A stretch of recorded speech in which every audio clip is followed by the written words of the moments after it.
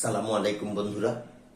আজকে আমরা স্পোকেন ইংরেজির ক্ষেত্রে যে বিষয়টা নিয়ে আলোচনা করব সেটা হচ্ছে কিছু ভোক্যাবস, মানে ওয়ার্ড মিনিং। ইংরেজিতে কিছু ওয়ার্ড আছে যে ওয়ার্ডগুলোর শেষে এস যোগ করলে নতুন একটা শব্দ তৈরি হয়ে যায়।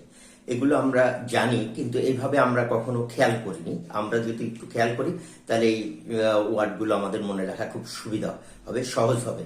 সেটা হচ্ছে আমরা যদি দেখি যে নিউ, NEW, নিউ নিউ হচ্ছে একটা শব্দ, এটার অর্থ হচ্ছে নতুন।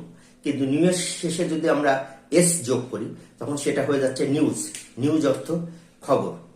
Manner, MANNER, manner. ম্যানার মানে নীতি বা নিয়ম। আর এর সাথে যদি আমরা এস যোগ করি তখন হয়ে যাচ্ছে ম্যানার্স। ম্যানার্স কথাটার অর্থ আচরণ। এরপরে আছে আর একটা শব্দ যেরকম আর্ম, ARM, আর্ম। আর্ম মানে বাহু। আর এই আর্মের সাথে শেষে যদি আমরা এস যোগ করি তখন সেটা হয়ে যাচ্ছে আর্মস। আর্মস কথাটার অর্থ হচ্ছে অস্ত্র।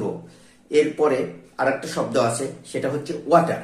ওয়াটার অর্থ আমরা সবাই জানি, ওয়াটার অর্থ পানি, WATER, ওয়াটার। কিন্তু এই ওয়াটারের শেষে যদি আমরা এস যোগ করি তখন সেটা হয়ে যাচ্ছে ওয়াটার্স।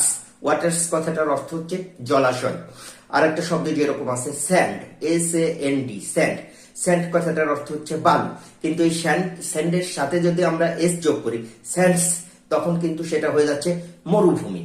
এরপরে আর একটা শব্দ যেরকম আছে, আর একটা শব্দ আছে সেটা হচ্ছে রিটার্ন। রিটার্ন শব্দটার অর্থ হচ্ছে ফিরে আসা বা ফিরে দেখা।